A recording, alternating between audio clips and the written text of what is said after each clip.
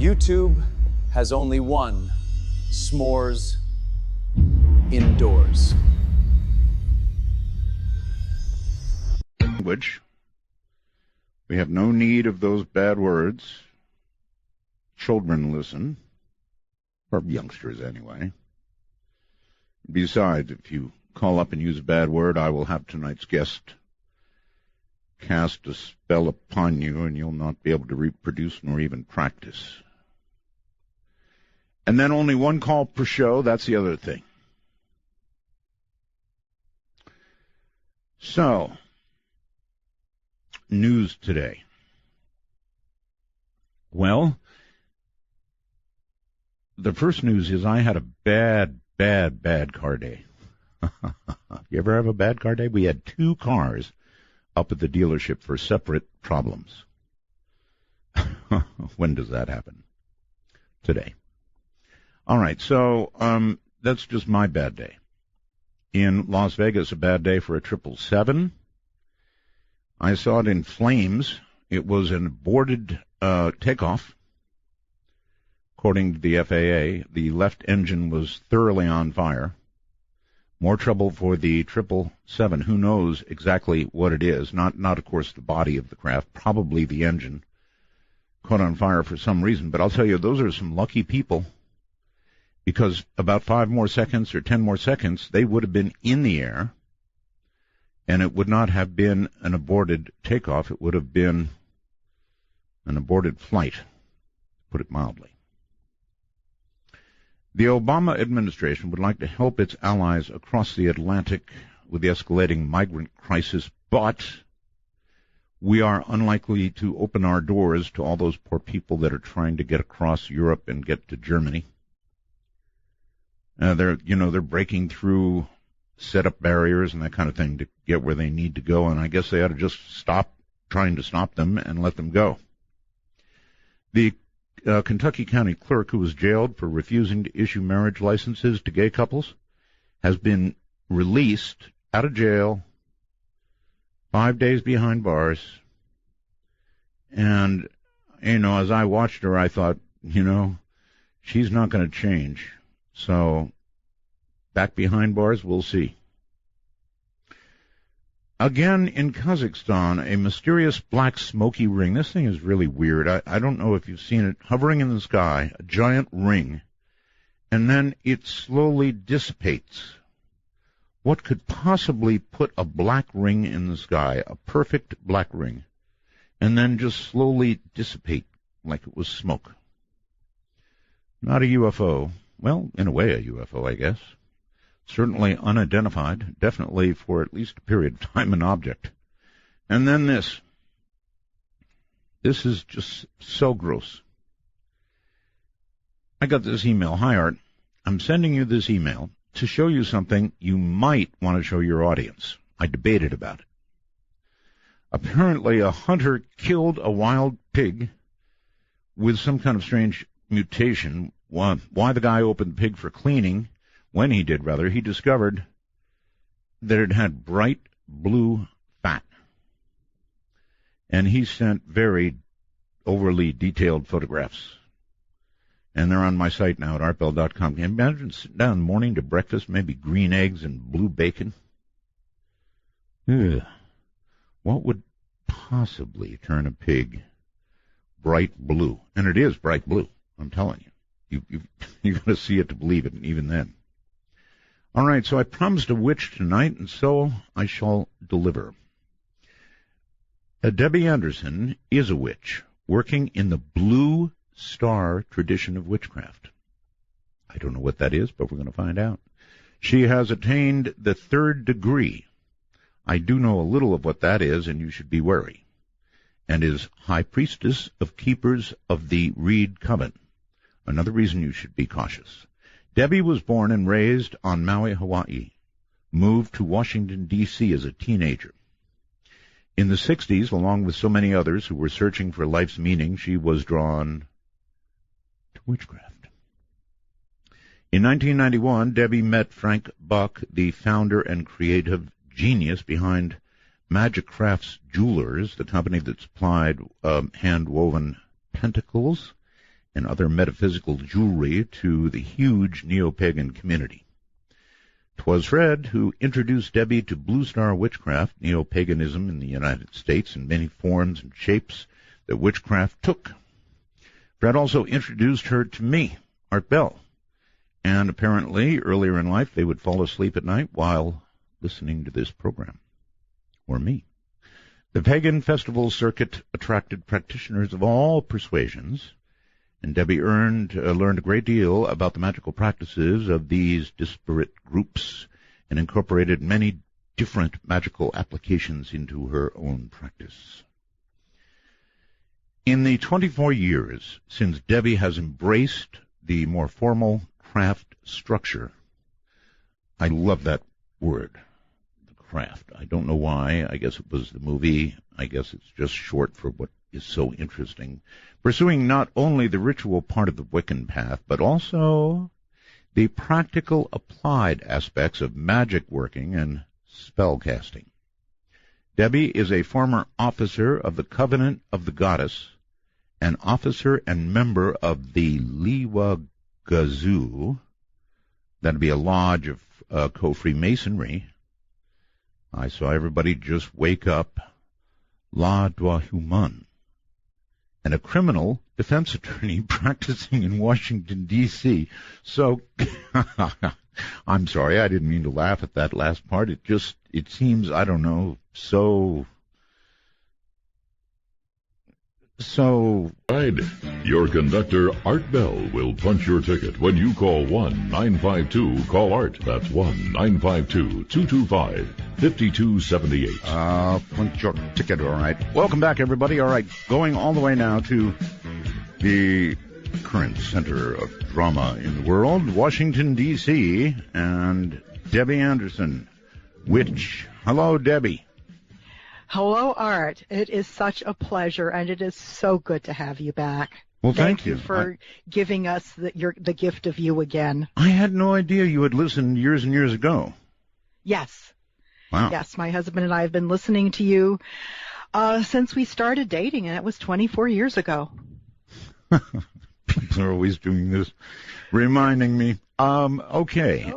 Debbie, so much to ask you. I'm going to start with a question, actually, I think, that comes by computer. Please ask Debbie the difference between a Wiccan and a witch. Supposedly, there is a difference, denied by some and acknowledged by others. Will be interesting to hear. Wiccans are into earth magic, and witches are spellcasters. I'm sorry, Wiccans are into earth magic, it says, and witches are spellcasters and plus earth magic. Is that right or wrong? That is one of the questions I was desperately hoping would not come up, but I will try to tackle it. So see, I found it first. You did well. You've hit a question that has a lot of depth. I tend to do that. Back when I first started practicing in a formal coven structure 24 years ago, we were all witches. And our religion was witchcraft. And then somewhere along the line, and I don't really have a sense of when, because I was busy practicing and not being on the political end of the craft, it started being called Wicca. As I understand it, and that is a big caveat because this is not any knowledge I feel strongly about and imparting, but my understanding of the difference, if there is a difference, is that Wicca is derived from the formal system that was set up by Gerald Gardner. Witchcraft is more of the spell casting, they're hedge witches. There doesn't have to be a formal coven structure behind witchcraft. So then you would I call myself a witch. Okay, so, yes, I understand. So you would be would I call you a conservative in the movement? Would that be fair? An old-timer. Old school. Back in my day, we did things different. Yeah, I know. Off with the heads. So, so in the old tradition then. Yes. Yes, very much back to, as an example, Gerald Gardner started the modern neo-pagan revival. He didn't write What Wiccans Do or Wicca for Tomorrow. What Witches Do is actually written by Stuart Farrah. But it was Witchcraft for Tomorrow that Gerald Gardner wrote. He did not use that word, Wicca, to define the religion. And it was for him a religion. And the structure that, as I understand it, is going by the name Wicca today, is what he called witchcraft. And I'm an old timer. I use the term witchcraft. Okay. All right. Now I notice, of course, your bio reveals you are an attorney. Yes. When I looked at your picture, I thought either witch or judge. I mean, it almost looks like you're in a black robe there. I am absolutely a traditional witch in that I absolutely adore black, and almost all of my clothes are black. Fortunately, in the courtroom, a black suit is quite appropriate. That's true. And who knows, someday you could be picked to be a judge. So it could happen. There's not much chance of that, quite honestly. Okay, well, that's where I'm going next, and that is the fact that you reveal that you're an attorney and reveal that you're a witch surprises me. Should it? I think a little bit, but my history is such that I have lived out of the broom closet for a lot of years, and I don't want to go back into the broom closet. For most of the time that my husband and I have been together, we made a living as out witches with his jewelry business. Mm-hmm. So do they honestly call it the broom closet? Yes, that's how we refer to it, coming out of the broom closet. That's great. Okay. Oh, God. Yes. When I originally advertised, I sort of said, well, I want a cauldron-stirring, spell-casting, broom-riding witch. And you are as close as it gets. Now, did you hear the many, many interviews I did with Evelyn Paglini? I heard very many of them, yes. She was an amazing woman and such a great loss. She was such a wonderful teacher. And because of people like Dr. Paglini, it makes it easier for people like me to be out of the broom closet as a witch. Because she did so much good. Yeah, she called herself a spiritual warrior. Spiritual warrior. Yes. Now, I guess there are aspects of what you do that also could be, if applied, called being a spiritual warrior, right? I believe so, Art. To me, a spiritual warrior is someone who sees honesty and fights to bring honesty to the forefront, to bring justice to the forefront. And I have tried as best as possible to integrate that fight in my religion, my crafting, and in my legal practice. All right, but now I'm going to ask you a what-if question. Sure. And here it is. If you decided that you had a dire enemy, somebody who was coming after you, somebody who wanted to do you harm, somebody who wanted to in some way injure you, and you wanted to use your craft to either protect yourself against that or to strike at them first, could you do that? I would put up spells, protection spells. I wouldn't strike out at someone. I think I'm a strong enough witch to be able to protect myself without doing harm to someone else. All right, then let me rephrase. If somebody had done you harm and was after you, they've already done you harm, could you fight back with what you know? Yes. Yeah, okay. And okay. That's where I'm sorry, go ahead. No, I just said okay.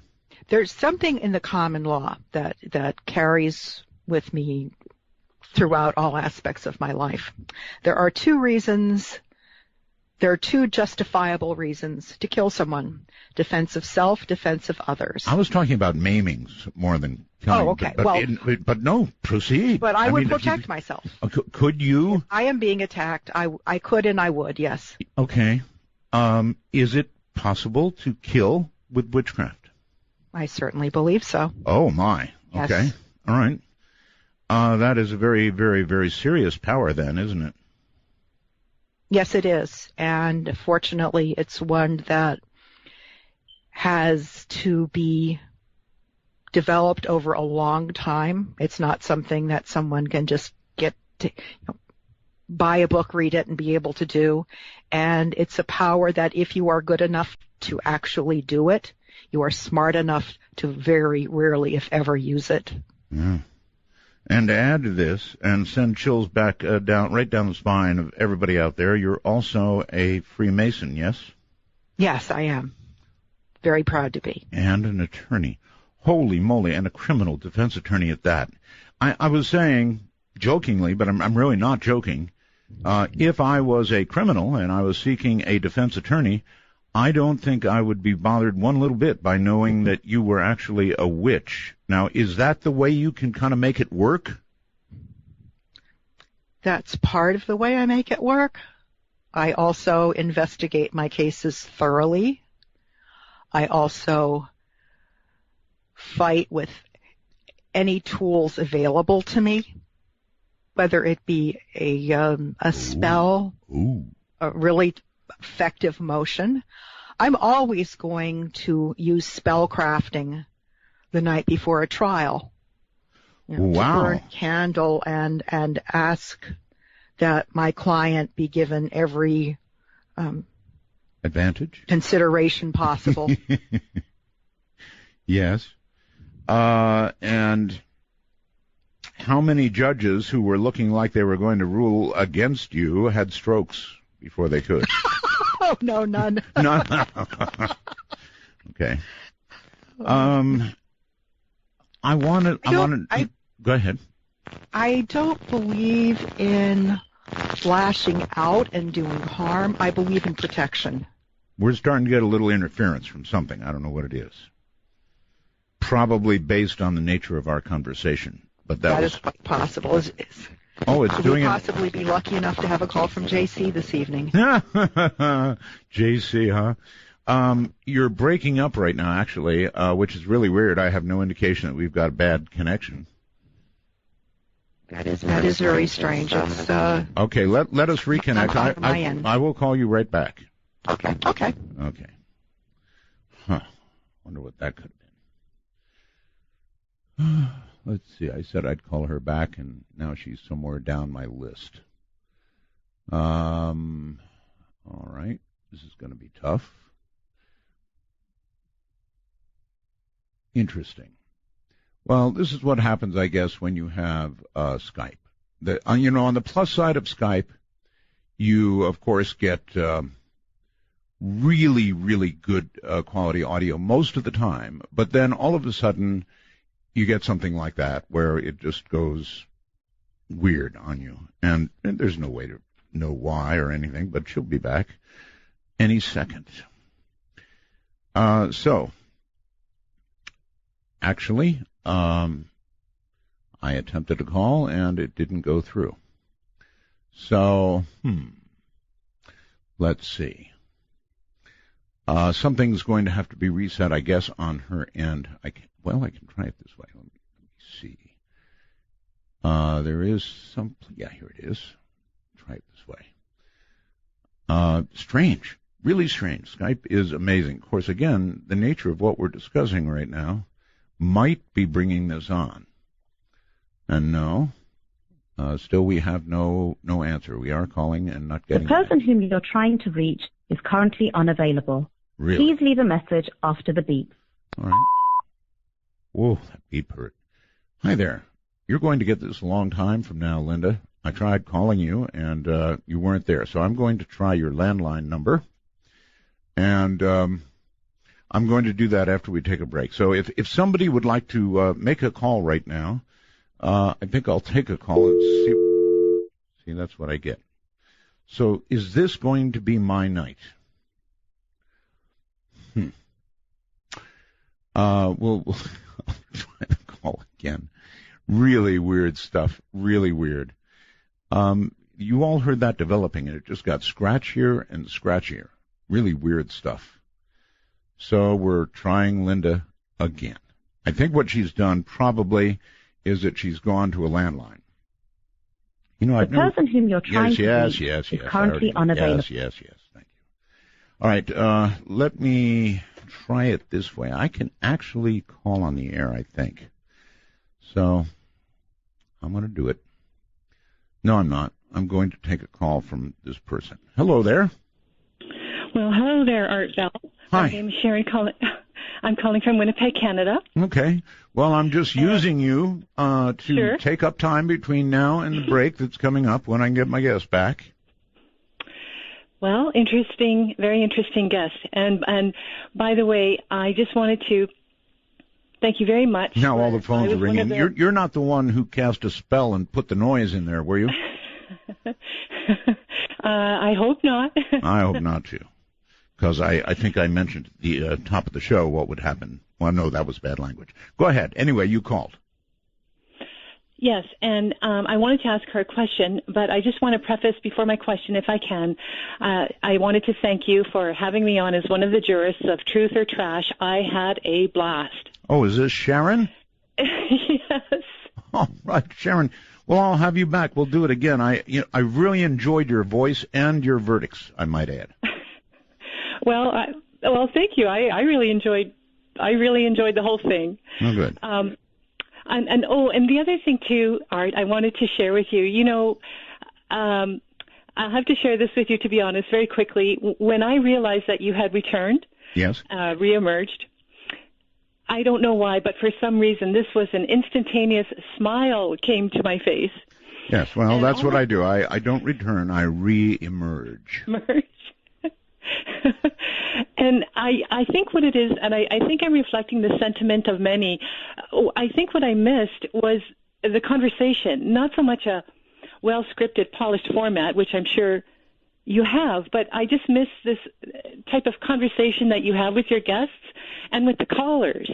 It's almost like it's just me among millions thinking that you're just sitting back and having a conversation, either challenging people or agreeing with people or disagreeing. Well, I think that's how disagreeing talk with radio should be. It should be just a conversation. I mean, what I try to do is ask the questions that I think the people in the audience would be asking. And, Exactly. And it seems to work. It seems like you've been doing pretty well with what you do. Well, I have noticed something very different about Midnight in the Desert. Yes. And that is that over the period of time we've been on now, 7 weeks? That's like a record, Yeah. huh? And I've noticed that there's Debbie calling. Let me answer that. Debbie, are you there? Yeah, I'm here, yes. Oh, well, that's cool. All right. I've got this nice young lady named Sharon on the phone. I want to finish up with her, and then we'll take a break, and I'll come right back to you. Is that okay? That's certainly fine. I don't know what happened. I'm telling you, it was... I wanted to ask her a question, darn. You did? Yes. I was But about to maybe say that my callers are so much more intelligent, but you're proving that right now, Sharon. What did you want to ask? Well, what leapt out at me right away was, Debbie, when you say that you asked for protection the night before the trial or the jury, I'm just wondering, who is it that you're asking protection from? I'm a little bit skeptical here. I get a little bit wary of people who claim to have powers that I'm not aware that I have. Okay, well, let's get an answer to your question. Ask protection from who? Whom? First of all, hi, Sharon, and thank you Hi, for Debbie. calling. Very short time. We're going to a priestess break. Of Bast, and Bast is a very fierce, protective mother cat. She and I have worked together for a long time, and she is my primary source to go to ask to protect my clients. So and kill. Wanna take a ride? Exclusively on the Dark Matter Digital Network. This is Midnight in the Desert with your host, Art Bell. To call Art, please dial 1-952-22... Anyway, back now to where we were with my guest, I hope. Linda, are you there? I think you mean Debbie. Yes, and Sharon. Sharon? Sharon? Are you there, Sharon? Sharon! I'm here. Ah, all right, there you are. Okay. All right, so the answer was her, I believe Debbie would say, familiar. Is that Yes, Mr. Butch is my familiar. Mr. Butch. Yes. So she'd go to her cat, Sharon. That's the answer. I would go to the goddess Bast, but my familiar is Butch. But I would like to address something, Sharon, that you mentioned, I think quite rightly so. I would be very suspicious of someone who claims to have powers that you don't.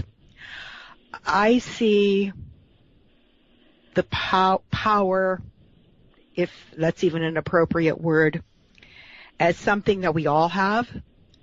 Mm-hmm. And the I only agree. difference between me and, say, somebody on the street who is not a witch and does not practice what I do is just having spent time developing the ability. That's a good word for it. It's an ability. But it's something that we all have. Art had a guest on a few weeks ago. I think he addressed the point very well. Nassim Harriman. He is a theoretical physicist, and he talked at great length about how everything is interconnected. And all that we witches do is hone our ability to make that interconnectedness work for us.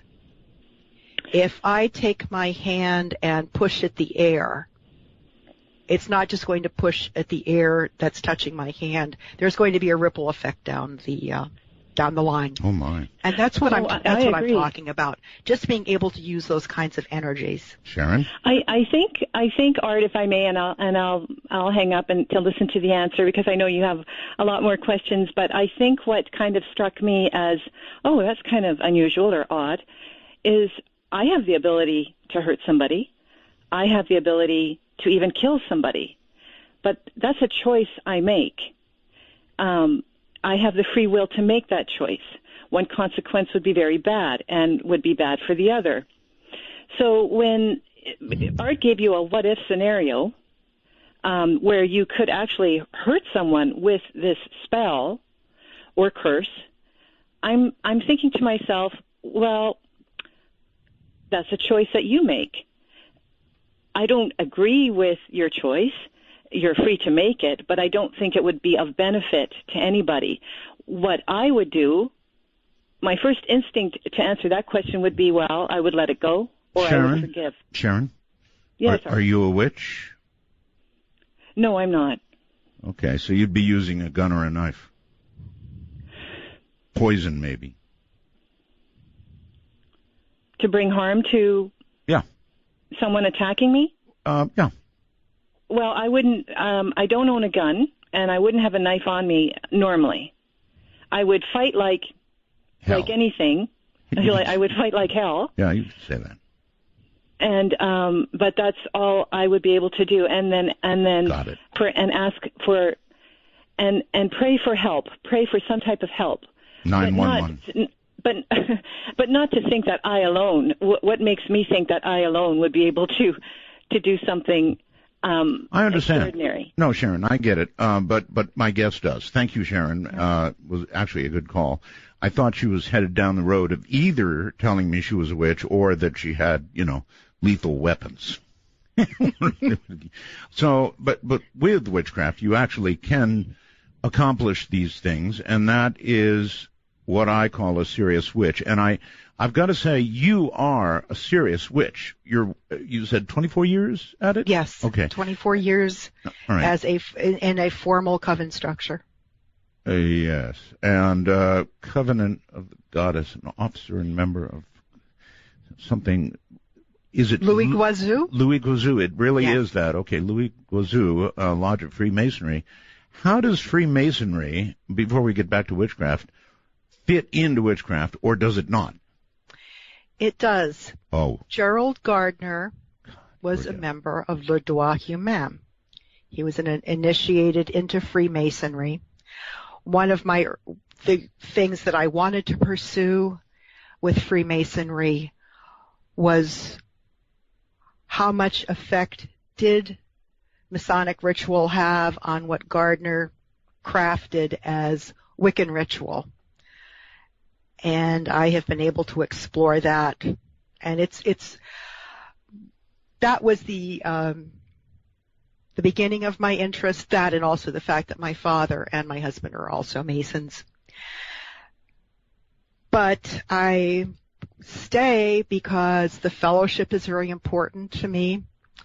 The ritual is different than Wiccan ritual, but it's still beautiful, especially the third degree raising ceremonies. It's a profound ritual. Yes, you don't get to third degree as you have easily at all, do you? Well, as a witch, it's right. A lot of work. Right. Third degree, actually, in Freemasonry, I am a Master Mason, but there is a very long path ahead of me there. Really? I mean, there's a long path behind you. There are a total of 33 degrees in Freemasonry. Right. In co-masonry, in masonry for men and women, as well as the more traditional male-only craft. How is your witchcraft greeted by the Freemasons? We don't discuss it a lot. We don't discuss religion at all much. There is broom closet? No, it's not the broom closet. No, it's known that we're witches. And as a matter of fact, I sent out an email today once it came up on your website that I was going to be on this evening to all the members of my lodge saying, I'm going to be on Art Bell. I'm so excited. And please, if you happen to be up at midnight, it would be great if you turned in and listened. Okay. But we really, one of the things that makes some of the French Order Masonic groups different is we accept atheists with open arms as well as people who have a religious belief. Mm-hmm. And it doesn't matter what the religious belief is or the lack thereof. We're all brothers and sisters. All right.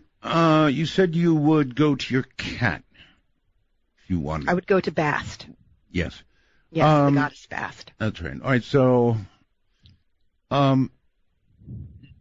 do witches believe in God as we traditionally think, the God of the Bible? No. Do witches believe in the devil? No. The devil is very much a creation of dualistic religions like Judaism, Christianity, Islam, Zoroastrianism. Mm-hmm. You know, you've got this good-bad dichotomy going on in all of those faiths. We are, there is good and bad in all of us. Mm-hmm. The prime example that I like to use is, are you talking about Benedict Arnold, the American traitor, or Benedict Arnold, the British hero? Mm-hmm. Same guy, same actions. Yeah. I did a show with Blanche Barton, about that, I think. Yes. Church of Satan, High Priestess, Church of Satan. She considers herself a witch. Do you consider her to be one? I don't consider her to be a witch because I don't see a spiritual aspect to what she does or what she believes. And there is woefully little that any of us agree on what witchcraft is or what makes a witch. But I think we're all unanimous in that idea that there has to be a spiritual element there. And I don't see it with her.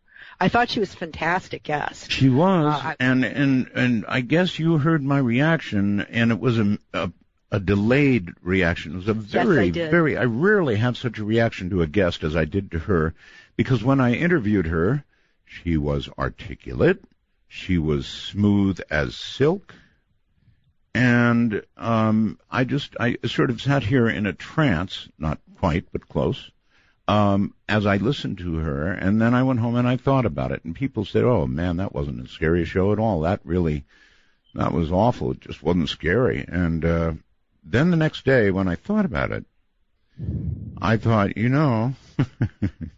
actually that was scary, because instead of making it seem scary, no rattling bones, no skeletons, none of that baloney, she did the sweet sell, and I realized once it was all over, I bought it, at least temporarily.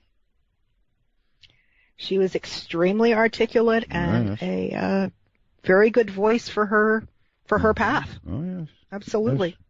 Yes. But I don't think she was a witch. Okay. But I'm sure she doesn't, that has no effect on her at all. Whether, she doesn't come to me for legitimacy. And I would be curious as to why she would call herself a witch. I don't see it. Yeah, I don't see it either. And then on top of everything else, I think the first question, I have trouble with my first questions, just like I hit you up with one tonight. I think I asked her, "Do you worship Satan?" Long pause. No. It's like, okay, what are we going to do now? You're the high priestess of the Church of Satan, and you don't worship Satan. Worship Satan. Yeah. I read the Satanic Bible many, many years ago, and what I got from it and what I know of Anton LaVey is that he was a consummate carny, a showman, and it's a lot of smoke and mirrors. I don't know what they really believe, but it's a lot of effect. And good ritual is a good effect, whether it be a satanic ritual, which I've never seen or participated in, or a Wiccan ritual, or a Freemasonic ritual, or a Catholic ritual. These are all very powerful, experiential passion plays, if you will. And it takes an artist to pull it off. Do you remember Father Malachi Martin? Did you listen that long ago? Yeah, absolutely, yes. Yes, I remember him very well. And again, his was a tragic loss, and apparently under some slightly odd circumstances. I would say, yes. In a way, I mean, I cannot compare you and Father Martin, or people go crazy, but you are very high up in what you do, and almost a conservative. Father Martin was a very conservative Catholic, very conservative. People may have forgotten that about him because he talked about a lot of things, but believe me, Father Martin was a conservative, and so are you, sort of an very old school practitioner, either of Catholicism or, in your case, of witchcraft. I think that's a fair assessment, yes. Yeah, it is. People won't like it, making that analogy, but I think it's a fitting one. And so you're the real thing, and it's a little hard for me to know what to ask a witch. It's funny, when Sharon called when we had the trouble, every phone line in this place lit up, people with questions. And so I'm tempted to open the phone lines really early and let people ask questions.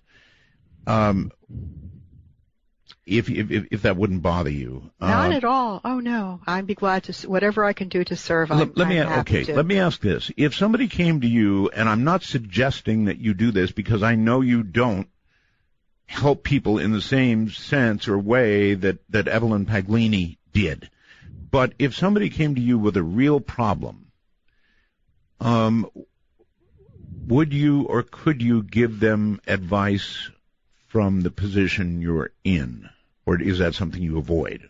Oh no, I'm very happy to give people advice. Oh, it's just as much as I can. Yes. Oh, I say this because I was married to a witch. I think most people in my audience know this. Ramona was a witch, and so I know that it works. That's the thing about this. I know it works. And I guess I could ask you why it works. And what kind of answer would you give me? Why does witchcraft work? It works because, especially for those of us who have practiced a long time, we have learned how to form intent to such a degree that we can use that interconnectedness that Nassim Haramein talked about. Where he is a theoretical physicist, we are, for all intents and purposes, applied physicists. We work with those energies. Yes. And that's why it works. But to apply those energies effectively, it takes a long time, and you've been at it a long time, so you can actually apply them. The average person can't go down to the library, pick up a book, read for a few minutes, and start casting spells with any effect, right? That's correct.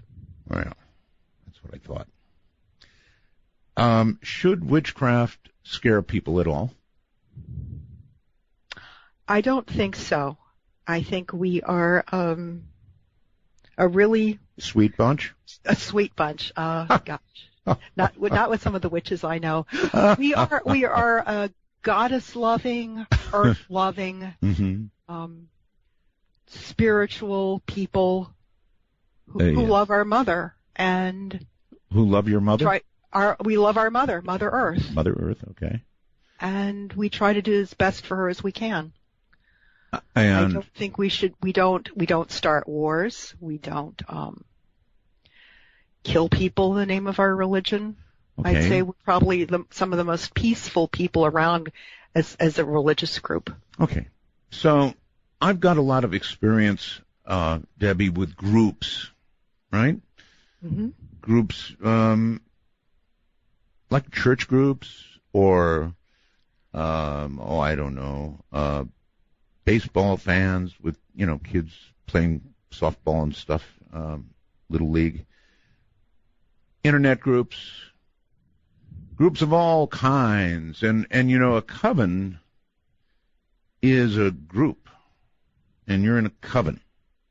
Now, groups have this way of, sort of deteriorating into political infighting.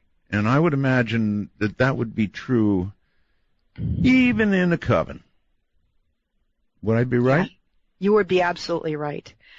That's why it's a very fluid nature of a coven. I know that Christian churches generally have a stable population. People come and go from covens, and there may be a core group that have learned to work together and work well and can bring those energies up. And then there are people who come and go and, are there for a couple of months or a couple of years and decide it's not for them. But I mean, there are jealousies, there's egos involved, like any group, right? Yes, absolutely. I faced those when I was first brought in by Fred. He and his former high priestess had divorced. We met, and I was brought in as high priestess over people who had been there longer than me, were higher degreed than me. So of course there were resentments. And part of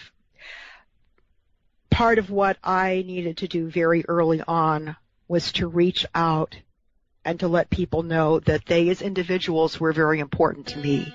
Mm-hmm.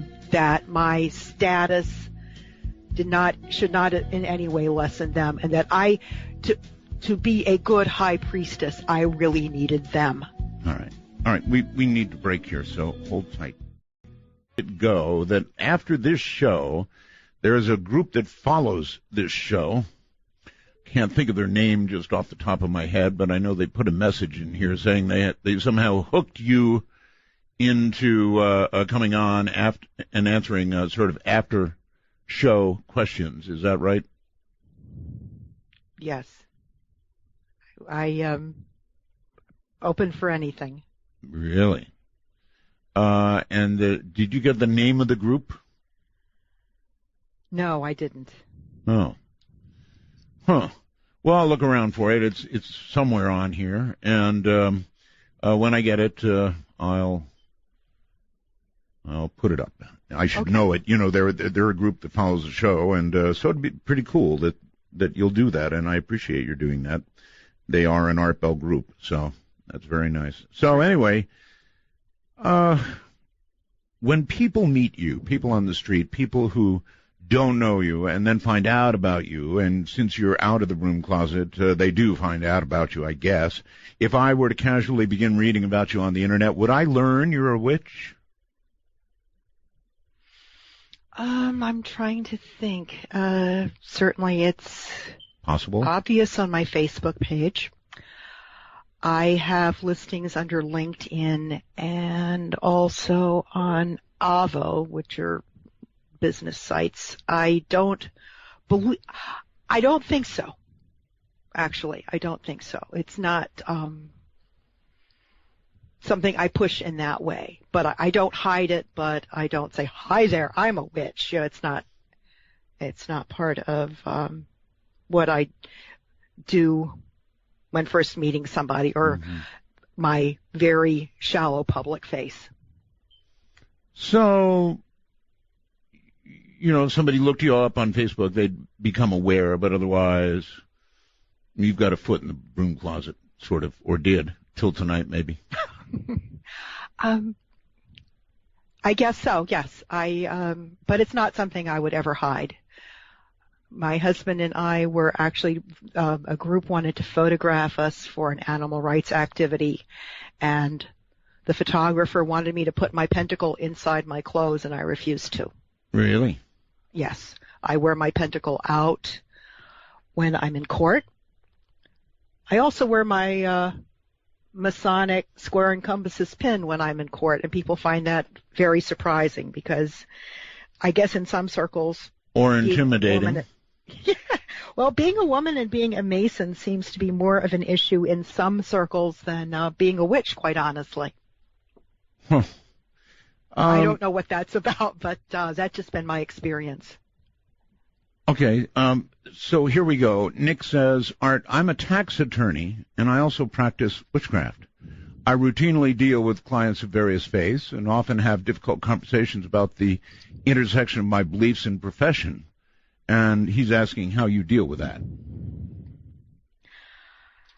I am not familiar with tax issues so much, Nick, but when people come to me, they're in trouble. They really don't care about what my religion is. What they care about is how I can help them stay out of jail. And I have a pretty good record of doing that. That's all that people care about. Abnormally good?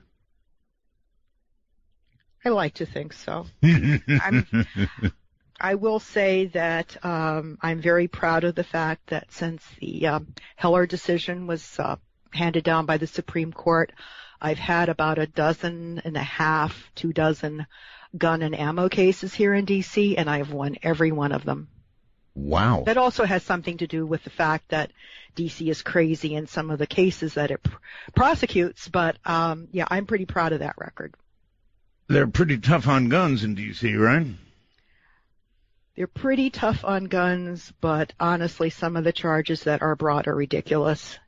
And that's where really fighting to win as opposed to come out with a reasonable accommodation is very important. And that's what I do. And apparently very well, too. That's quite, just the little bit you gave me is quite a remarkable record. And you think witchcraft absolutely aids you in your work? Absolutely. I mean, people may go, oh, it's terrible. It's really not. It's no worse than a Catholic saying they pray for a good outcome. Exactly. In whatever they're doing. All right. Go ahead. I have clients who are very believing Christians, and I know that they're praying the night before a trial. Mm-hmm. So do I. All right. Let's make this a sort of a rolling conversation. Here is, I think, Brad on Skype. No, Brad hung up. Oh, Brad. I'm going to try again. He's calling back. Brad, are you there this time? Brad. Hola, amigo. Hola. Turn off your device. You got her, Pontiac. Thank you. Miko Roswell's my friend. Thank you. Okay, my wife. She was a dark witch in a former life, and she wants some advice on how to be a light witch in this life. All right, your device is still on, and the spell is close to being cast, so turn it off, please. I mean, you heard what might happen, right? There you go. Got her. Okay, good. Brad, does she want advice, or do you want advice for her? She wants the advice, but she doesn't want to go on the air. I see. You want to talk to her? Okay. Please. Yes, we do, but the device is still on. I'm telling you, this spell's coming. Turn it off. Or she's never going to get her advice. Okay, we want the advice. I can still hear it. Yeah. This is strict stuff here, buddy. Yes. Please put your wife on, Brad. I really don't bite, honest. She wants to talk. I do. I bite. So turn it off and put your wife on. Hello? Hi. Hi. Hi. Hi, wife of Brad. What's your name? Stephanie. Hi, Stephanie. Please Hi. let me know what I can do for you. Well, I am newly into witchcraft in this life, but it's very comfortable for me. And I've been told by other witches that I have come across that I was a dark witch in previous life. And I'm just wondering how I can do light work in this one, because I find myself falling back into old patterns, if that makes sense. Certainly, yes, I understand what you're saying. Certainly for, it would be a great idea to work light, to serve people. Do you have any interest in working in soup kitchens, in volunteering at an animal shelter? Those are the kinds of things that I see as being very beneficial, because witchcraft and living should ultimately be about service. Right. So if you're out there doing something that's helping others, that is, I think, a very positive way to work light. If you want something that is more personal, I would get a candle, a white. I personally like soy wax or coconut wax candles. I don't like candles that are made from slaughterhouse products, because you're taking in an awful lot of suffering and misery along with that candle. So if you get a white candle that's made out of some non-animal product, tie a white ribbon around it.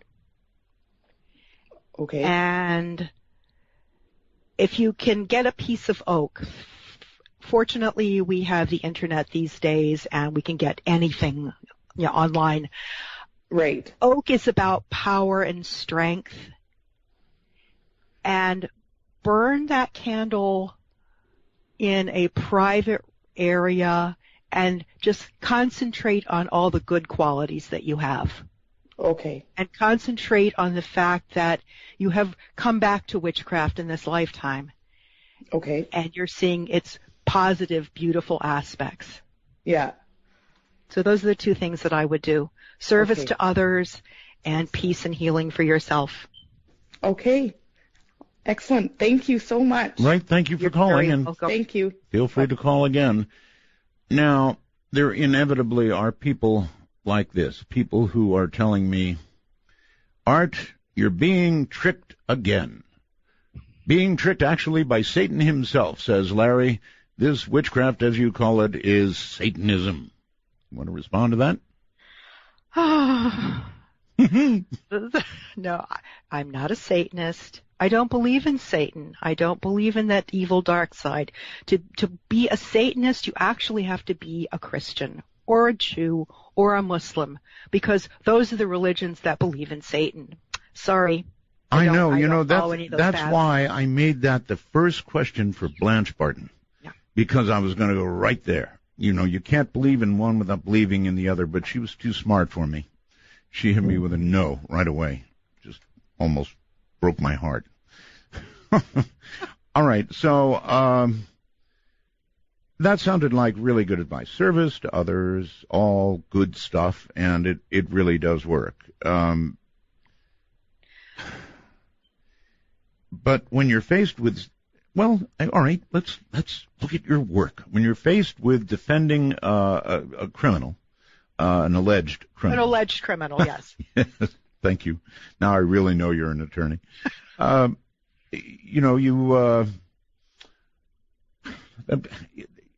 Using that, I guess, is perfectly all right. And if somebody objected to it, why, you could immediately turn around, no doubt, and sue them, because witchcraft really is as much of a religion as anybody else's, right? Absolutely. And if they are going to ban me from a courthouse, fortunately in Washington, D.C., this does not happen. But theoretically, if someone wanted to create an issue that I was a witch in a courtroom in Washington, D.C., I would also say that every Baptist... Yeah. Wouldn't that be the pot calling the kettle black? Oh, absolutely. Especially in D.C. Yes. All right, let me ask you about love spells. People mostly don't want to kill other people, thank goodness, although it certainly does occur. More frequently, they're interested in something, I don't want to say more mundane, because not really. Love is a very, very powerful thing, and if you're in love with somebody and it's unrequited, it's not returned, you might be tempted to go to somebody like Debbie, like you, and ask if a love spell could be conjured. Could it? And would it work? Theoretically, yes. Would I do it? No. Why? Because forcing someone to love you is baneful magic, and I don't practice baneful magic. What I would give that person are the tools to attract love into their lives. Well, in every movie I've seen on the subject, it always works, and then it overworks. In other words, the person finally gets tired of the constant attention, they're loved to death, and they finally have to go back and ask for the spell to be recalled. Yep. Problems that people come to witches with are generally, I think, in three categories. There's money, there's love, and there's protection. And kind of as a subset of protection are illness, or problems with illness. And there are ways of building yourself up and attracting what you need without forcing someone else to do something. And once you start trying to force somebody else to do something, you're practicing baneful magic and getting very close to the edge of our ethics. And that's something I just won't do. Well, there is a question about ethics. You have a code of ethics in witchcraft, right, Debbie? Yes, we do. The basic statement is, "An ye harm none, do as ye will." I believe in that. And I believe that forcing someone to act in a way contrary to their nature is harming them. Mm-hmm. So that's why I don't do love spells to force XYZ to fall in love with you. But it can be done. Yes, it can be done. And then you're bringing, I also believe in karma. And another thing that almost all of us witches believe in is the law of threefold return. What you send out comes back to you 3 times over.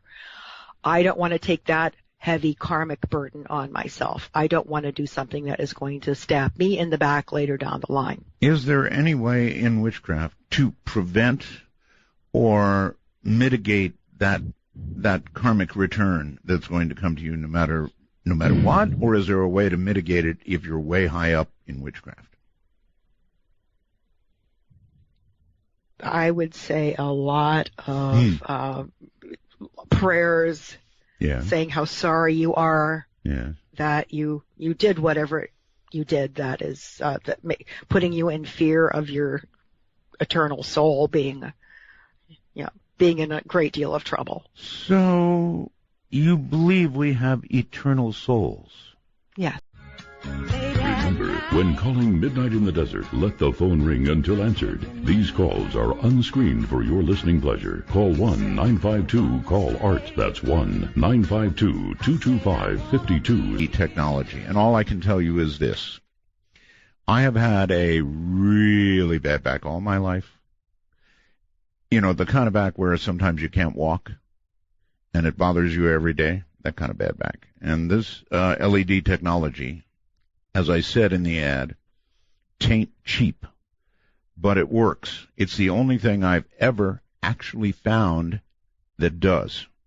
So when you hear me do that Lumen commercial, know that I'm telling you it works. And if any of you try it, I'd be really interested to hear how it works for you. It was a miracle for me. Their phone number again, and I'm not going to do this again. I'm not going to repeat it again, but I wanted to, I don't endorse something lightly. I actually had to talk them into doing a commercial. It's area code 828-863-4834. Only thing that's ever worked for me, ever, except on a very temporary basis. All right, once again, back to Debbie, and we were talking immortal souls, it seems to me. And then I was thinking immortal souls and final destination. And once you begin talking about an immortal soul, well, yes, tell me about your concept of what an immortal soul is and whether we do indeed have final destinations. Or do witches believe in reincarnation, or where are you there?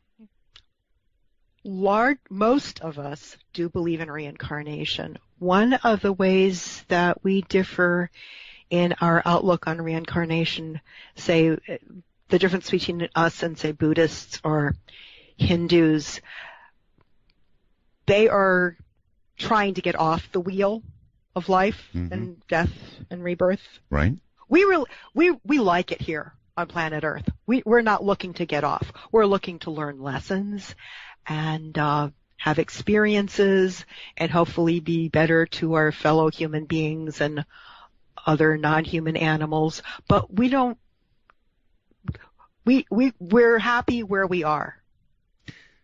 Is it actually possible to get off the wheel, as you put it? In other words, to not be reincarnated? Probably.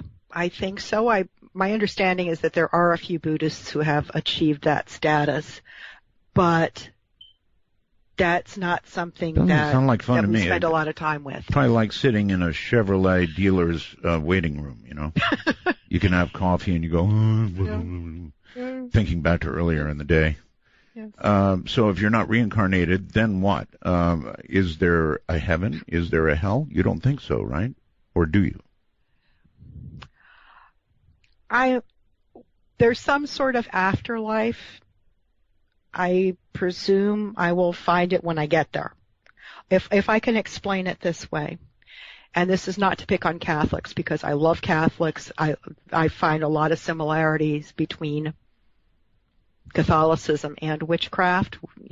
We have gods and goddesses, they have saints. But a Catholic will say,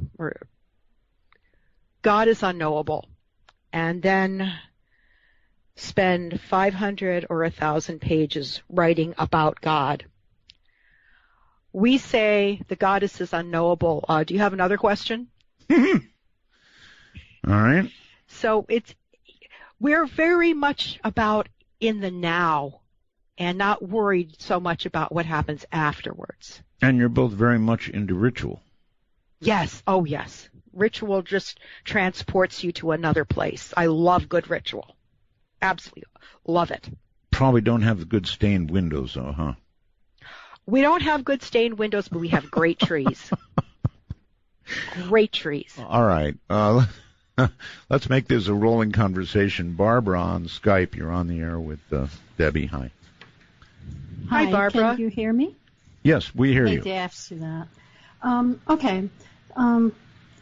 This is a very interesting show, and I have a lot of interest in the whole witch thing, partly because I've been very interested in it since I was a child. I kind of always thought I was a witch, and I don't know if that's fantasy, But I do have strong ESP.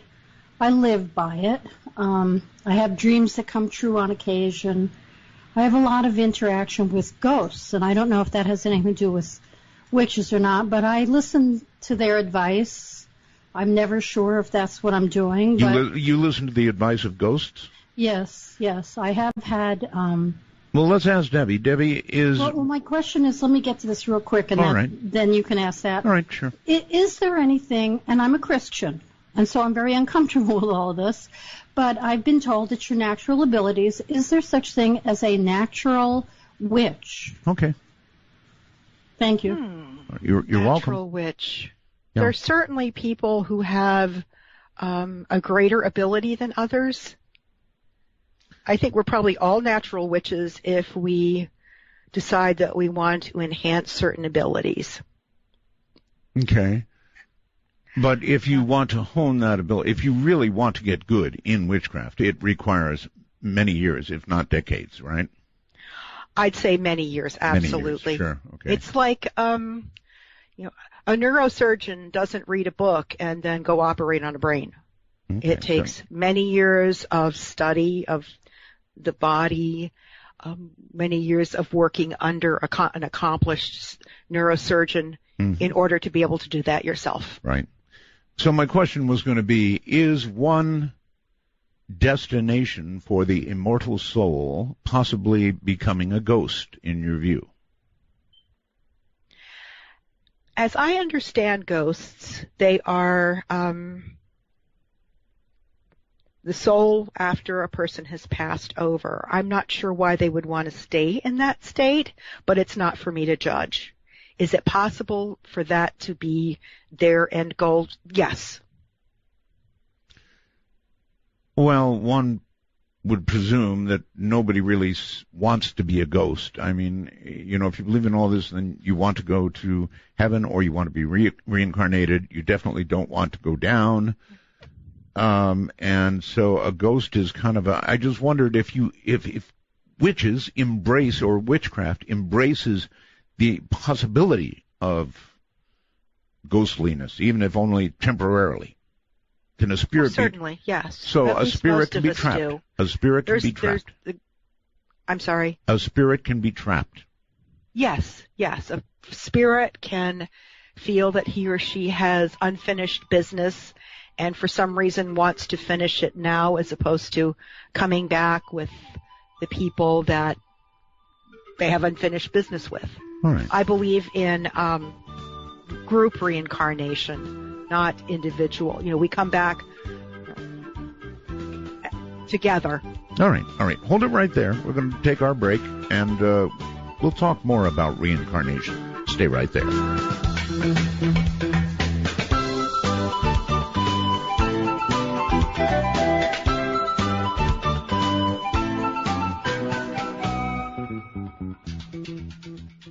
Hang in there. Debbie is my guest, Debbie Anderson, and she is the real McCoy. She is a real witch and rather high up in witchery. Is that right? Wait, it I'm can't rather be right. Old in witchery. Okay, we'll give myself that. Yeah, okay. Yeah. Reincarnation has always been a really favorite. I sort of half believe in reincarnation, to be honest with you. If there is an immortal soul, and I hope there is, reincarnation makes sense, except it doesn't make sense. In other words, as you look at the increasing population, the Earth from when Adam took the bite, or whatever you consider the beginning to be, until now, when we've got, 6.5 billion, 7 billion people, all kinds of, lots of people, it doesn't seem to leave room for reincarnation unless there's a pool of new souls constantly sort of falling like apples from a tree. I'll tell you what I believe, and okay. We witches don't agree on a whole lot. There are a lot of different traditions, so different traditions believe different things. Okay. What I believe is that there are new souls being created, but not every soul has to be reincarnated on this planet at all times. Oh. I believe that there are other planets that are inhabited, and there are souls out there waiting for their next incarnation, deciding what lessons they want to learn. Actually, we don't all have to be here at one time. That actually makes sense.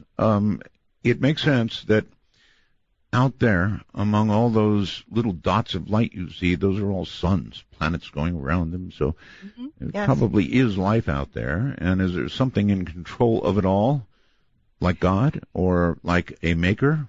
Well, maybe, huh? Something. And so something, God, geometry. I know that the G in Freemasonry, that wonderful symbol that we in that craft have, can stand for all sorts of things.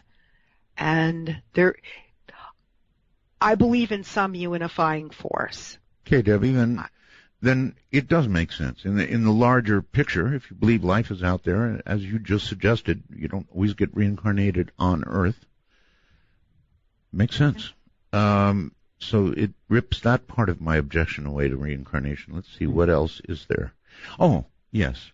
Reincarnation, supposedly, according to the masters and the Buddhists, is so that one might, well, I don't know, sort of re-up themselves and fix whatever little thing or big thing was wrong in the last life. In other words, make it better, right? Yes, that is a very Buddhist interpretation. Mine is a little different. I believe that we're here to learn lessons, whatever those lessons may be. Okay. It doesn't necessarily have to be that we have some dreadful character flaw that needs to be fixed. Many of us do. Buddhists, well, yes, many of us do. And yes, but it's not necessarily what it's about. It's about whatever lessons we've decided that we need to learn. Right. And all right, but here's the problem with reincarnation. Since nobody has seemingly any sort of conscious memory of a prior life, how is a lesson learned or even remembered? I would say that I disagree with you on not remembering a previous life, at least parts of it. When I met Fred, as far as I knew, that was the first time I'd ever laid eyes on him in this lifetime, but I knew him. Uh-huh. And there is no question in my mind but that we have been together for many, many lifetimes. I shouldn't laugh at that. I just recently saw a movie, and I can't remember. It's killing me. I can't remember. It was about eyes and reincarnation. And if you haven't seen it, the name will occur to me, or I will look it up. But it was absolutely an astounding movie. So I'll get you the name, and I think you'd be very interested. In the meantime, somebody named Maple is here on Skype. Hello. Hello, Art. Can you hear me? You sound like you're in a tunnel. So if you're on a computer, get real close to that little spot that is the microphone and talk into that. Okay, sorry. I'm actually on a computer setup. Is this any better? No, it's awful. So okay. Do you have a camera? Wait a minute. Oh. I'm going to help you out here. Do you have a camera? I do. You do, and that's the mic you're talking through. So grab your camera right now off the computer. No, I'm talking through a Rode NT1, so it actually does sound great when I'm using Adobe Audition, but Skype probably isn't the best. Let me change my input settings here. All right, yes, I'll look forward to that. I'm pretty anal about this, folks. If you can imagine. I'll just try calling you back, Art. It's okay. All right, yeah, okay. Good, thank you. I am bad about that. I want to hear good audio. That's the whole point of Skype, and if you're yelling 5 feet away from your computer or talking 5 feet away from your computer, it sounds just like he sounded. Not good. I will say I have not used Skype until this opportunity presented itself, and it's just amazing. It is. You actually sound like you're right here in the studio with me, and that makes for a wonderful interview. We can hear each other's voice inflections, as you cannot on a regular phone. Anyway, back to Skype. This is somebody named Larry, who I hope is doing it right. Hello, Larry. Hello, Art. Hi. Hi, Larry. Hi. How you doing? Doing Very fine. well, Go thank ahead. you. Yourself? Yeah, for your guest, my question is this. You are identifying as a witch and a Mason. I mean, so what are your views on Lucifer? Lucifer is Latin for light bearer. I think that bringing the light is a wonderful thing. Okay, so that means that you worship Lucifer. No. No, I worship Bast. She's the Egyptian goddess of pleasure. And she manifests as a black cat. Okay, I'm having a problem with the duality between your masonry and witchcraft. I don't get how those two go together. Really. I apologize. I don't have a problem with them. Why, caller? Why do you have a few witches who are also Masons? Why do you have a problem with it, caller? Where is? Well, it may be that I just don't know enough about it, but the things that I have heard about it. I also heard I didn't think women could be a Masons. That is true for the two predominant orders of Freemasonry in the United States. One being Free and Accepted Masonry, the second is Prince Hall Masonry.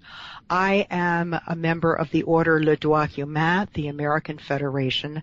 This is an order that came out of France and was and also had a lot of has a lot of adherents in England. But we are co-equal with men in my order. There is no difference, man or woman, religion or not religion. We're all Freemasons and brothers and sisters together. Okay, well, thank you very much. That clears it up a bit. All right, thank you. Good. And that allowed me to find the movie I wanted. It's called just the letter, I Origins. Oh, the letter, okay. I Origins. I Okay? Origins. You're going to want to see this. Trust me. I will You're going to want to see definitely do that. it. Amazing, amazing story. And sort of a movie that not that many people have heard of, I guess. Let's go to the phones, actually, and say hello. You're on the air with Debbie Anderson. Hi, Debbie. How you doing? Hi, Art. And well, thank you. How are you? All right. Now, from everything I'm getting tonight, you do not practice black magic, right? No, I don't practice black magic. I'm not sure that I know what black magic is, but I do not seek to harm anyone. Okay, and then you do have ethics then, right? And you're an attorney, and you're a criminal attorney, so if you were defending someone who you know was guilty of deliberately taking someone's life, first degree, murder, would you defend that person? Gee, and I thought I had hard questions. Number one, a person can be charged with first-degree murder. They are not a first-degree murderer until a judge or jury has made that determination. Right. I look at the law in the following way. It does not matter what the person may or may not have done. It matters what the government can prove, and that is the basis of our law. It's what can be proven beyond a reasonable doubt in a court of law. True, but so I have no problem. If you knew the person had taken a life. This is always a terrible question for an attorney. Let me ask you, Debbie, would you say that you have more ethics as a witch than you do as an attorney? Wow. I think they're different ethics. I think that both are very pure in what they are. My ethics as an attorney are to especially one of the reasons that I chose to practice in the District of Columbia is the word zealously. Our ethics are to defend our clients zealously. And I find that personally very important. Here comes that noise what again. I do, and it Debbie, everybody we're getting that. Debbie, Sure. We're getting that noise again. Can you jiggle your mic cord a little bit? My mic cord too early. Just jiggle it. Let's try that. Is this any better? No, it's getting worse and worse. So let's disconnect, and you call me back again immediately, okay? I will do that, okay? All right, thank you. I have no idea what that is, but I have suspicions. I have my suspicions. Now, if it is possible, and here she is. Okay, Debbie, let's see if it's better. No. It's right back to being bad again. Oh, dear, oh, dear. Yes, oh, dear. Shall I hang up and wait for 2 minutes? You know, I want to know something. I want to know if actually it's your connection or my connection. And the way I can find out for sure is to answer another Skype call. Hello there. Chairman, meow? Hey, it's Maple back here. Okay. Do I sound better now? You do. You sound fine. Great. Yeah. So I'm glad to have you back. I'm glad you called back, and our Skype connection is fine. And Debbie, let's test ours. How am I sounding now, Art? Not good. Oh dear, Not good. Let me try to call you back this time, okay? So let's disconnect, and I will call you back, and we'll see if perhaps the other path is going to work. Isn't this odd? It's kind of like, oh, I don't know. It's kind of like somebody's after us. Somebody has cast a spell out there or something. So I am calling Linda now. We'll see if she answers. In the meantime, let's go back. The person whom you're trying to reach is Yes. Yeah, she's got something going on her end, obviously. So, caller, you're back on the air again. Hey, thank you, Art. Sure. I was just going to ask Debbie if I remember seeing a news article a couple of years ago about Halloween being canceled in a school in Washington State because it was offensive to witches, and I wanted to get her take on that. Halloween being canceled? Yeah, Halloween, the school's Halloween party anyway. Because it was offensive to witches? That's what exactly. So I wanted to get the take on from a real witch here. Okay. See what she thinks. Are you back, Debbie? I just realized why I was calling her Linda earlier. Because somebody named Linda was calling as I was trying to get hold of Debbie. So there you have it. I'm going to continue to try to get her back. In the meantime, sir, there's not a whole lot I can do. That's not a problem, Art. Yes. Let's see. Yeah, not a whole lot I can do. Offensive to witches, really? Yeah. Yeah, it was how do you spell? It was like Puyallup, Washington.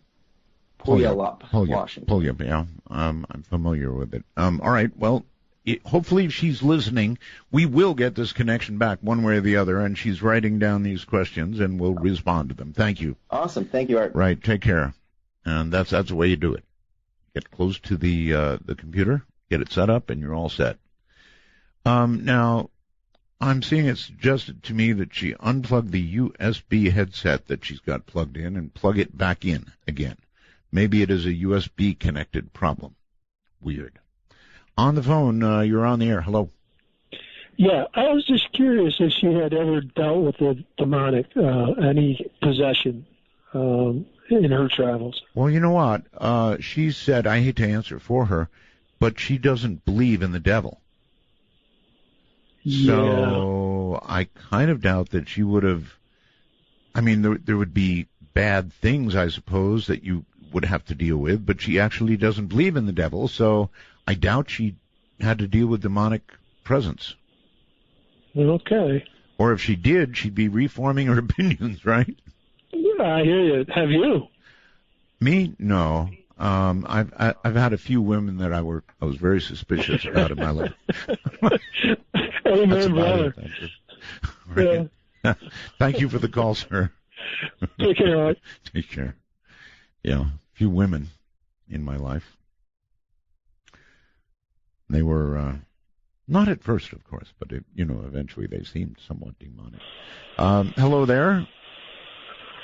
Hi, Art. How are you? Thanks for having me on. I'm doing okay. All right. Well, I had two questions for your guest, but before that, and I know she's not on right now. No, she's not. But go ahead and ask them because she'll make notes. Okay, and before I do that, let me just say, your new show coming on to the internet is paving the way for a new way of doing radio. It is, and you know what, Debbie may be. Yes, I'm here. Heather suggested that I unplug my microphone and plug it back in. And it worked. Excellent. So, caller, you are so in luck. She's right here. Go. Awesome. All right, and I do have two quick questions, but can I just finish my thought real quick to what I was going to say to you, Art? Yes. It's really important. Yes. In fact, to the entire listening community. Okay. Yes. I know you're going through some growing pains a little bit with the technical aspects. You probably have high-speed connection and can get all the bandwidth you need, but then the people calling in or the guests might not have the same bandwidth, so you get bad connection. But when I worked at Headquarters Special Operations Command as the data manager of the Special Operations Joint Interagency Collaboration Center, MITRE organization was working for Google to metatag the entire Internet, which they are now controlling. I would love for you and your allies to get together and create a new Internet for the people because the government is now, actually the United States corporation, because they're not a government, they're just posing as a government. Okay, sir, our time is very nearly up. We're at a break. Okay, so my two quick questions. First of all, you said you asked your guest about how witchcraft works. Yes. I read a book called Hypnosis a long time ago. You don't know a witch named Linda, do you, Debbie? No, I don't, but I'm intrigued. So am I. I mean, every time we've had a problem, that call starts to come in, and it's on the screen as I'm, sitting here trying to reconnect with you, and that's what had me call you Linda, and it's happened twice, if not three times now, and I think Linda's after us, so I don't know. Oh. Keep it in mind. I will do that. All right, so the conscious, the unconscious, he was asking a question before the break. Yes. I was very confused by his question, quite honestly. Well, I think he was asking if a witchcraft is a combination of both used together, I guess. Well, we're certainly all... When you project intent, for example. Yes. Right? When you project intent, it may well be both. Yes, I'd like to think that we are integrated human beings, and that we we come together with everything that we have. Mm-hmm. Okay, all right. Let's try Skype again. I'm ever hopeful. Brad. Good evening. I think I'm here. I think you are here. Yes. Okay, my devices are down. Good. I would like to say blessed greetings to a fellow sister witch. Blessed be, Brad. Blessed be. You had mentioned earlier that you gave worship to Bast, but you also mentioned another name earlier on, and I was listening on shortwave, and there was a bit of noise. You said Bast is your familiar, or Bast is your primary? Bast is my primary goddess form. Goddess. Yes. I think you must have heard Mr. Butch, who is my familiar and my dear, wonderful kitty. Ah, yes. Okay, that's good. I was sitting here scratching my head and saying Bast, but anyway, I have seen a lot of the chat traffic tonight, and yes, there have been trolls, but I just want to let some of the others know that I am also a practicing witch. I just about knocked over one of my cauldrons trying to get my headphones. And I at first thought, okay, real witch, do the air quotes. Okay, and as far as I have listened tonight, it sets well with the Heart Full of Souls. I've been practicing for about 25 years as a pagan, and I would assume that you would qualify yourself as a pagan. Well, certainly, witches are pagans. Yes. Yes. Okay. I'm more of a Celtic witch mage, so different different traditions, different paths, but we do respect each other. My Absolutely. goddess is Macaw, my lord and lady are the Morrigan and the Dagda, and I'm sure other Celts are out there going, huzzah! All right, sir. I'm also been referred to as the snarky pagan. Do you find that using a bit of humor and, yes, the ritual thing, and I want to get back to the ritual thing that you said, and I'm going to try and hurry this up, Art, because I've been in radio too. Doing ritual, setting the stage, do you find that when you do, ground cast call the circle, do the ritual thing, it actually does build the intent, and you collect that magic, that energy work, collect it, focus it, and send it out to whomever or wherever your intent be? All right, that's where we're going to have to hold it. Go ahead. Absolutely. That is the working of a coven together, is to find something that needs fixing or people ask for help, and you get those energies together and make it happen. I think one of the prime examples of this, and this is a story that I love, and it's part of our folklore, and I believe it happened. Was, I believe, in 1940 when the Germans were threatening to invade Britain. Several covens met in New Forest and all brought up cones of power and pushed the Nazis back, pushed the Germans back. There's incredible power in working together in groups that work together over a long period of time and know how to work together. And you can't beat those sorts of energies. But yes, you certainly do start gathering them from the time you cast a circle. Let's go back to the ethics question. I want to explore that a little bit. It seems to me that from what I've heard from you, you have more ethics as a witch. Maybe that's a wrong way to put it, but you have a stricter set of ethics as a witch than you may have as an attorney. I mean, many, many times as an attorney, you realize you are representing somebody who did something very bad. Your job is to the very best of your ability and to zealously defend that person. But that's not a defense you would make as a witch, is it? I think actually the ethics in lawyering are very strict also, because we are ultimately officers of the court, and we can't really lie. There are limits to what we are allowed to do.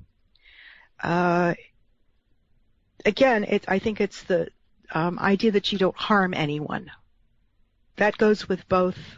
It does. Wiccan ethics and legal ethics. Yes, but yes. As an attorney, you might still go ahead and represent somebody that you're pretty well aware is guilty of sin. Well, absolutely. But as a witch, if you were aware that person was guilty of sin and they were asking your help in some, I don't know what it might be, but you might refuse that help based on your ethics as a witch. I would probably work harder to help them if I knew that they were guilty of something as a witch. Really? Yes. Especially practicing in D.C., something that I have learned is this week's criminal, and I'm using criminal in Brad's air quotes, was last week's victim. I was going to say is next week's senator. I'm sorry. Or president. Ay. All right. Well, you said humor was all right. Matthew, you're on here. They were guilty of something. Hang on, let me turn my radio on. Yeah, turn it off. Always do that. Hallelujah, praise the Lord. Art Bell, this woman has not been cutting out because of Linda the witch. It is because I prayed against her. Yeah. To keep your listeners from falling into the snare of Satan. So Satan? Now she said she said she does not worship Satan. But let me ask this. Do you worship the horned god? Yes, the horned god is a wonderful symbol of regenerative energy and masculine strength, and I love him. You worship the horned god who insinuates himself into the Wiccan religion, but it is the devil. You worship the horned god and the triple goddess Hecate.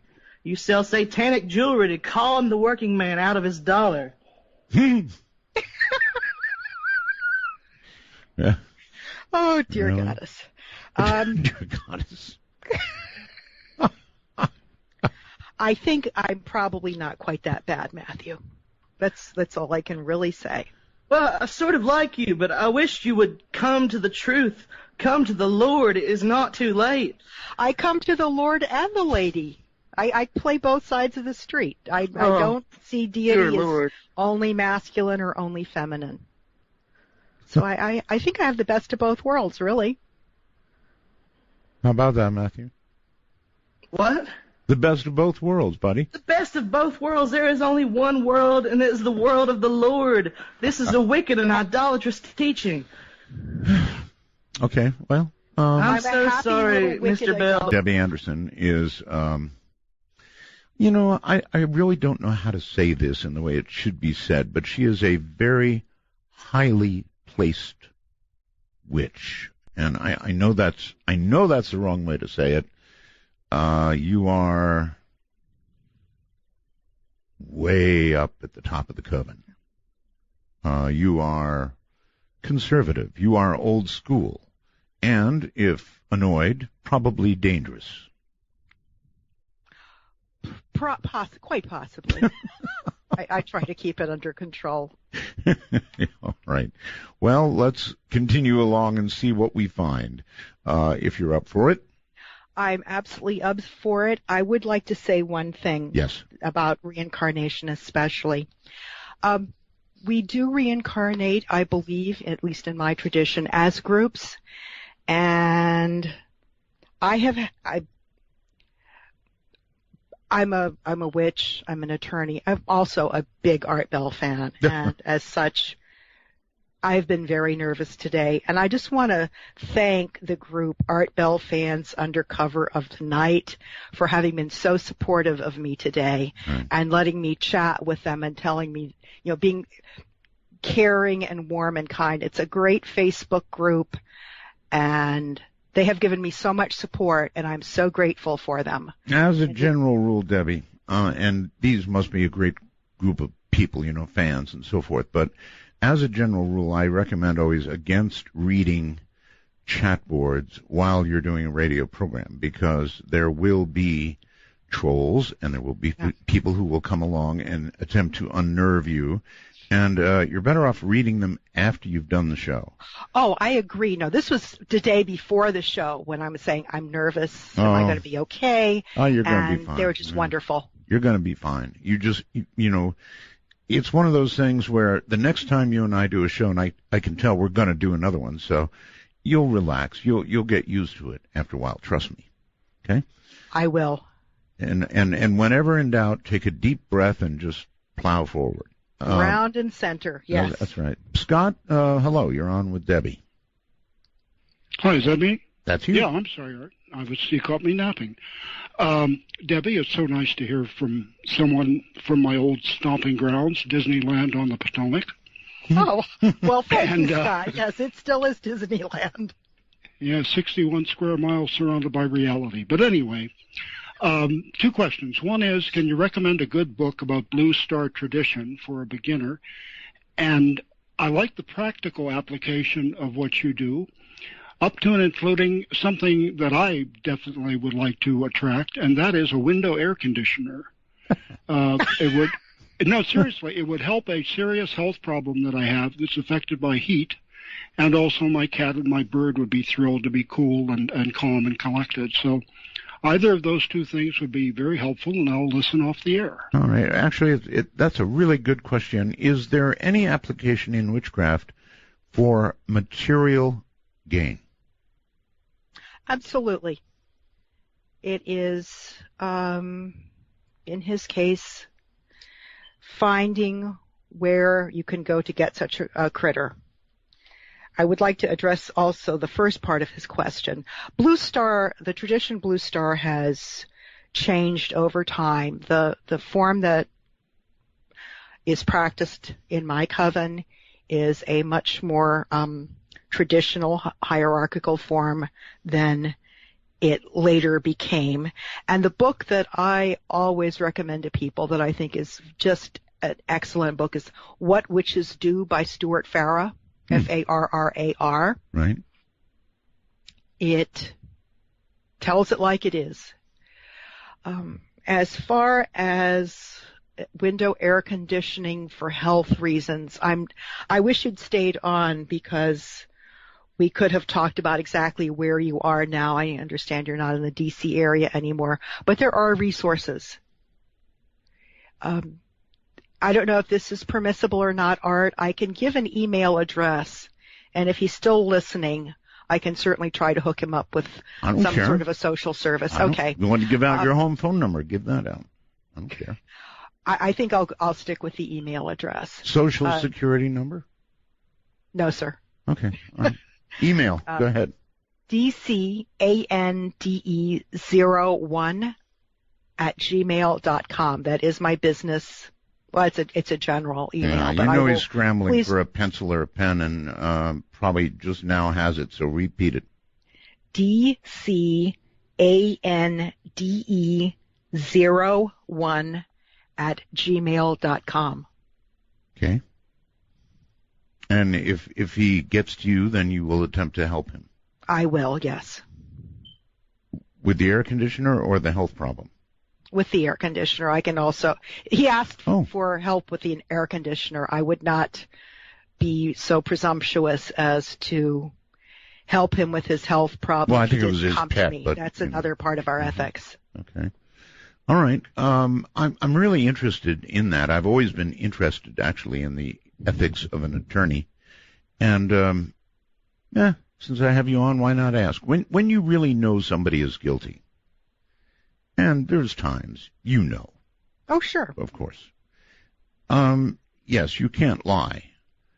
But in presenting what's called a very zealous defense, it gets pretty close. Yes, it can get close.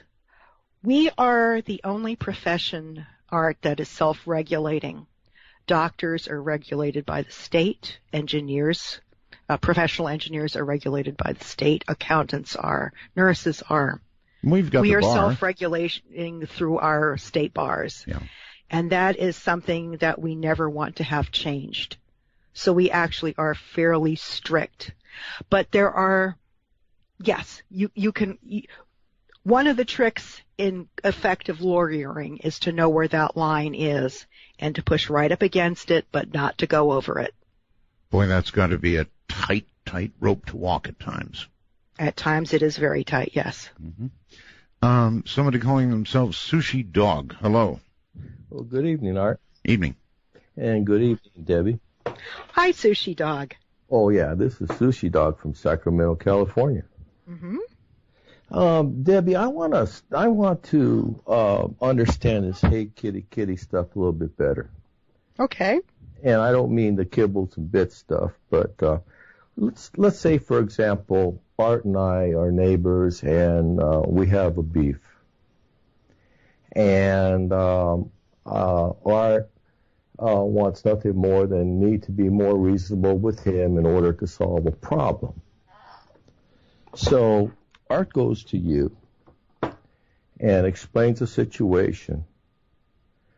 Now, do you go to your cat and have a chat with the cat? I mean, I want to understand where the cat comes in on your witchcraft or whatever it is that you do to help Art try to remedy a situation with, say, an ornery neighbor. If it's a problem with a neighbor, I don't think I wouldn't need to go to outside source. I would try to work with the both of you to iron out the problem. I would be using much more lawyer skills than I would be Wiccan skills, quite honestly. Well, but what I'm getting at, Debbie, is this. There's this black cat involved, correct? I'm sorry? There's a black cat. I don't think she ever said black. Yes, Bast is represented as the black cat. Okay. Oh, so there's no real live black cat that you're talking about? The goddess that I work with is Bast, who is represented as a black cat. In my household, I have a little black cat named Sakmet. I have another little black and white cat named Max. And my main man of the non-human persuasion is Butch. So there are real cats here, and they certainly are children of the goddess. Let me try and help the caller.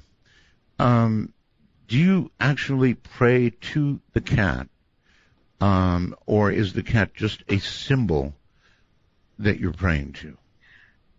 I actually pray to a cat. Okay.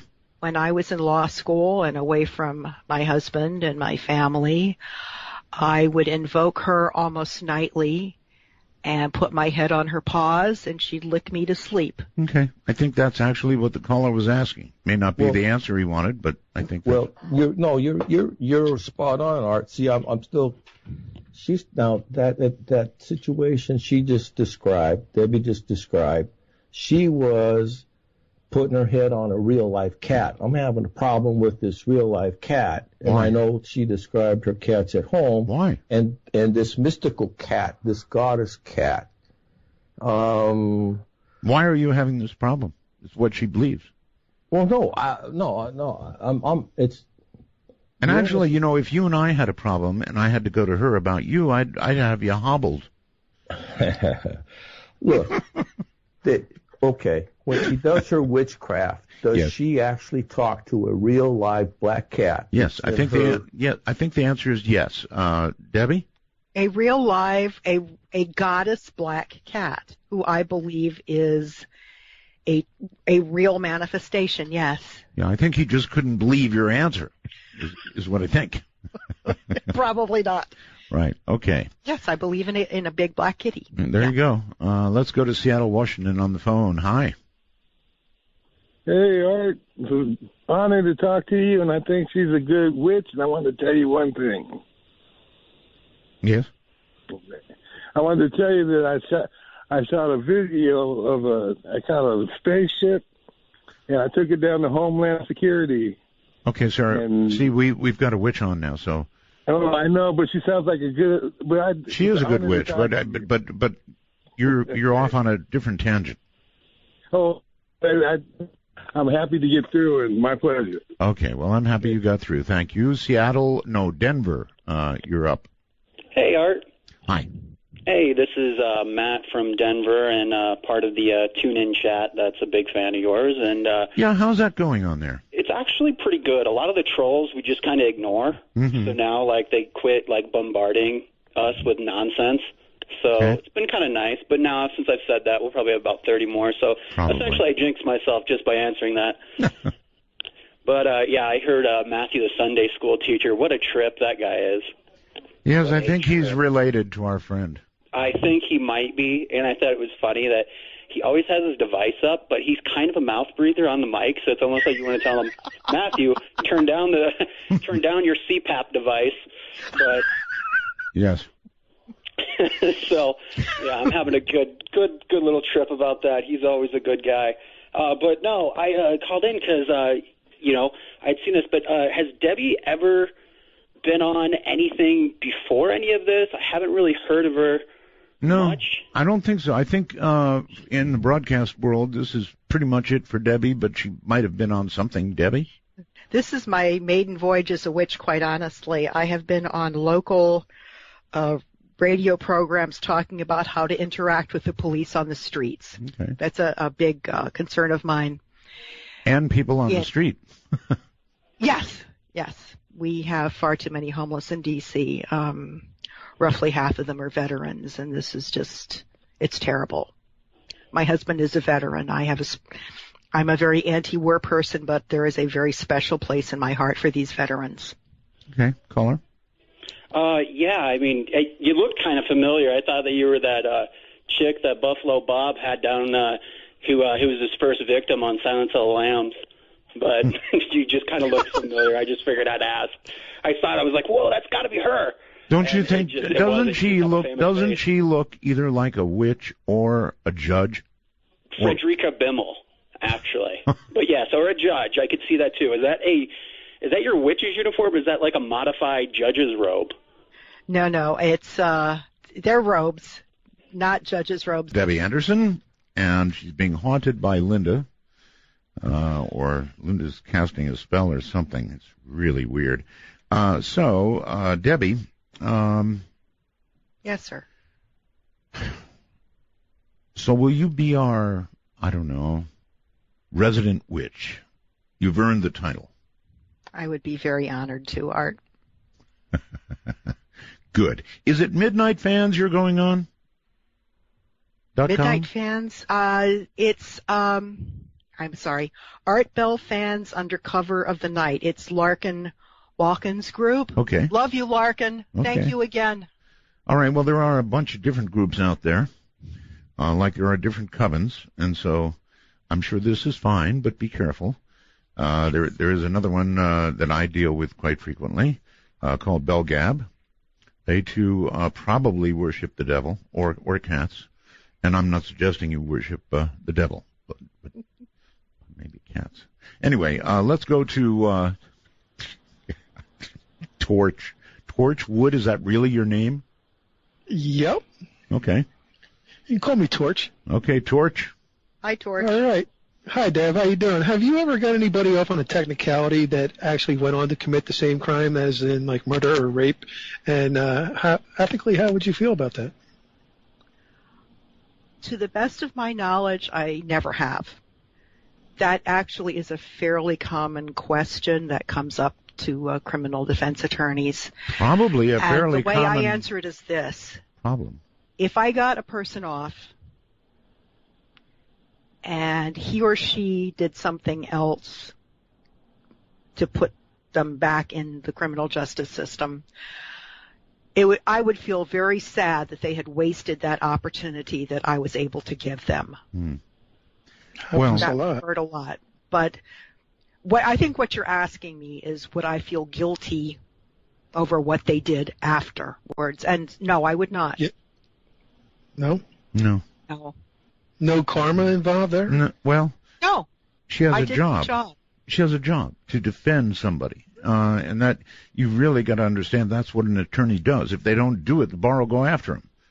You present a zealous defense no matter what. And if you don't, you're not doing your job. Right? Exactly. I'm not doing my job. And I pride myself on doing my job well. Even if you knew that person was guilty. Yeah. It doesn't. Guilt or innocence does not matter, does not enter into it. I know it's a tough concept for some people to digest. But that is a job of an attorney, caller. That's all there is to it. Oh, I'm just saying, like, if you'd feel bad. To, say, so of course you'd feel bad. Kill your wife or rape your daughter, I'm sure you'd feel different about it. Well, yes, but what are you trying to say? That that it's not a good profession? Is that what you're saying? Yeah, I guess. Yeah, I guess it is, and I'm sorry for that. And when you're sitting behind bars someday, you'll probably feel real different about it. Yeah, well, I don't plan on killing anybody or raping anybody, so I guess I'll be pretty safe there. You know what? Most people who kill don't plan on it. Generally, killing is mostly a crime of passion. Most people are sorry after they do it. A very wise man who ran for president several years ago on the Socialist Party ticket, David McReynolds, once said in a speech, everybody has one good murder in them. Yeah. And wouldn't you kill to defend your child? Of course. Or another loved one? Of course, we all would. Yeah. Well, there are certain people who wouldn't, and because they're Quakers and they don't believe in violence, regardless of the circumstances. But most of us would kill to defend a loved one. So that's one set of circumstances. Another is it all too often happens that somebody's in the wrong place at the wrong time. There is a misidentification. There are lots of people who are in jail for something they didn't do. There you have it. You see it on TV all the time on the news. People getting released after 30 years. Yeah, right. How do you pay them back for that? Fort Lauderdale, I think. Hi. Yes. Hello, Art. Hello. Hello. I am a Satanist. You're kind of broken up, caller. All broken up. No, not very well. We'll try again, but not very well. You're breaking up. Is it any better now, or no? A little. Try your question. Let's see if we can get it. Yeah, just a quick question. I practice the left-hand path. I am a Satanist. You're a Satanist. Yes. All right. Try to call back, Satanist. It's just not good enough. I'm sorry.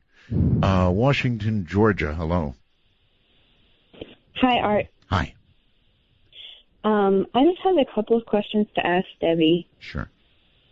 As a high priestess, are you able to communicate with the dead? And also, if so, is there any safe way for me to do so? Let me go with number 2 first. If you're interested in communicating with dead people, find yourself someone who was already very good at it. Apprentice yourself out to them and learn how to do it properly. Can I communicate with the dead? In some ways, yes. It's not something that I have been particularly drawn to. I do a different kind of spell crafting. But certainly, I send those energies out there. If I want to manifest somebody, I can do so. I choose mostly not to disturb them. Is there a reason for that, or is that just your personal preference, or is it more so a religious purpose? It's my preference for why I'm on this planet right now. I am perhaps less spiritually inclined than some people. I'm much more interested in dealing with day-to-day problems in the world that I'm living in. Materially inclined. Yes, I have had periods of my life where I have turned inward much more than I do now. What if it was a situation where you were uncertain of the death, like how someone died, and you wanted to question them on that? Why would I be wanting to know how they died? Why would that be important? This is, I guess, I'm basing it off of my sister's death. I've gone on multiple sites, trying to figure out. I actually spoke to her once through poetry. It didn't really give me what I needed out of it. Okay, so the answer is you're trying to reach your sister. Your sister. Bless your heart, sweetheart. I'm so very sorry that you've had such a painful loss. I would definitely try to find someone in the area. There are metaphysical stores everywhere, and generally there is a person within a metaphysical store who knows someone who is working that way and will help you. But I certainly understand the need to. Okay, well then I have a question. How do you separate the wheat and the chaff? And how do you find somebody who's real? You have to go on your instinct. And you don't be taken in by the first person who comes down the pike. I understand that your need is great and that this is a pain that you want to put to rest. But use some discrimination. Talk to several people. Something that you might try that might help you, that would not involve reaching out, is I'm a Cancer sign, so I'm very involved with water. Get yourself a little dark-colored cup of water or a bowl, something that you find particularly appealing. Fill it with water and just kind of try to look into it and see what you find. Don't expect anything, particularly. Don't push for anything. Just be very passive and very open to what comes about. And that might bring you some peace if you get some answers that way. Otherwise, I would certainly go and look for somebody through a metaphysical store. Okay. Does that help you? In some ways, I've had a lot of people tell me, like, meditating, to ask her to come into my dreams and things like that, which hasn't worked so far. So I'll definitely try that and see if it helps. Thank you. Right, thank you. You're very welcome. So, it is possible to communicate with the dead. Oh, absolutely.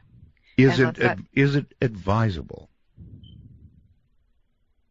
Oh, I think it's advisable, yes, especially in this young lady's case where she's got these questions that are clearly causing her a great deal of grief. All right. Answers are always a good thing, even if the answer is that there was, in fact, some, the circumstances were very bad, but at least she'll have answers. All right. Let me flip the question a little bit. Is it advisable to communicate with the dead using something like a Ouija board? You know, Art, I have never been attracted to Ouija boards. I know that some people find them very uncomfortable. I'm one of them. I think that, again, this is something, what are you personally attracted to? Well, with reference to the time that I tried it, I was attracted to the novelty of giving it a try. Now, the clear intent is to have somebody from beyond communicate with you. Yes. My experience was not good. That's all I'll say about it. It was not good. And it seems to me that it depends on the intent into which you enter into one of these attempts. If your intent is just playing around, trying to talk to somebody on the other side, I think that you can clearly attract something you don't want. I completely agree with you. Intent is everything. Oh. Okie doke. Then she may be okay. Quake Guy, whoever this would be, you're on the air. Hello there, Art. Okay, back away from your microphone a little bit. You're too loud. Sorry about that. Is Much that better. any better? Thank you. All right. Good evening, Art. Thank you very much so far for an excellent show, and good evening to you too, Debbie. I have two quick questions. Good evening, Quake Guy. Thank you very much. Two quick questions. I'm currently dating a woman who identifies as a witch, and I've asked her recently if she's been doing any magic, just jokingly, and she told me she wasn't able to because she didn't have her book of spells with her. It's currently up north. Away from where we currently are. I was wondering if you also require your spell book with you or on hand or within the vicinity in order to do spells. And another second quick question is when you were discussing earlier the ability to materialize things for oneself and to use witchcraft for personal gain, I've been told that that's sort of like a black witch magic. Do you expect some sort of repercussion or some sort of karma imbalance to come from doing that? Okay. And I will take my answer off the air. Thanks a lot, Art. Okay, well, it's two answers. Surely. The spell book. The spell book, it's for me, it's all in my head, and ultimately with witches, it becomes all in your head. You don't need to have your book there. Sure. The second question, is it personal gain? Mm-hmm. Can it ever be considered to be wrong if you're ill and have no money to use witchcraft to get the medications that you need or to find a doctor who will help you? I don't think that's wrong. How about money? If you are poor and you need the money for something, I don't think that's wrong either. How about if you're the Donald and you just want more? Oh, God. Then that's greed, and that is definitely wrong. I see. All right.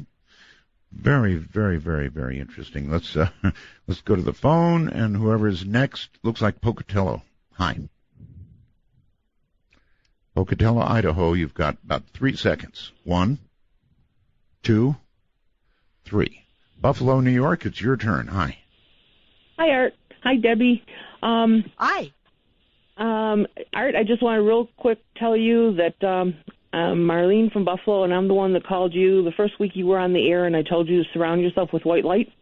I tried it. So I just wanted to say that this is who I am. Now, And still I have trouble with Skype. With what? Skype. I have trouble. Never mind. I tried the white light. Okay. It was a joke. It fell flat. I'm sorry. I don't think I got that one, but yeah, that's right. Debbie, I have a question for you. You had brought up exactly what I was calling about. Is there something that I can do as far as lighting up a white candle, or how can I work with? I feel good about you. I didn't like Blanche when she was on the show. You know, yeah. I feel good and I feel evil, and I feel good with you, Debbie. And that's why I'm calling to ask, because I need to keep my home, and in so doing, I had experienced a loss in the family, so I took care of her, and it cost me some income because I had to stay home. So it hurt me in the long run, and I'm on a fixed income. Is there something that I can do to help me generate a little bit extra cash flow to make my life a little easier and keep my home? I'm a great believer in candle magic. Marlene, I would suggest that you get a candle and wrap a green ribbon around it. Green is kind of the universal symbol for money. Mm-hmm. And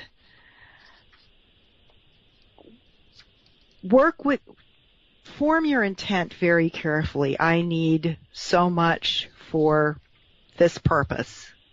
Texas. And burn that candle for 15, 20 minutes, half an hour every day at a time where you can be very quiet and be by yourself and focus all your intent and energies on that particular the particular goal that you have in mind. Gal, I'm sorry to do this. My show is ending.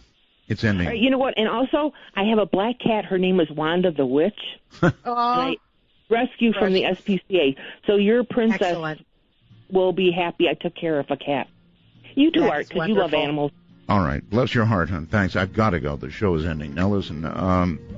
So, Debbie, you're going to be back on the show because you're so good. Now, thank you. Give out your email address. No, first tell us where you're going to be after the show for after-show people if they want to ask questions. I will be right here at I can certainly be available by email. No, the place. You're going to an after Washington, show. D.C. No. You're going on an after-show show, right? Oh, the after-show show. Yes. Where is that? I was asking you. Oh, I'm sorry, Art. I absolutely completely was confused by what you were asking. Okay. I am going to be going to the Art Bell fan page on Facebook. All right. But you forgot the name of it again. It's Larkin has just changed it, and bear with me. It is Art Bell Fans Under Cover of the Night. But I will be there. Boy, he has changed it again. That's a fact. All right. Yeah. And your email address one more time, please. DCANDE01@gmail.com. All right. Debbie the attorney, Debbie the witch, Debbie the wise lady, thank you for being here. It has been a fantastic program. Art, it has been such a pleasure. Thank you so much. Good night. All good things. Thank you. All right. Now, listen, tomorrow night, I'm going to have a lady on who has been with Bigfoot in East Texas for many, many years. It's going to be a show you're never going to forget. Again, that's tomorrow night. It's East Texas. That location may resonate with you. From the high desert, I'm Art Bell. Good night. Are we running out of time?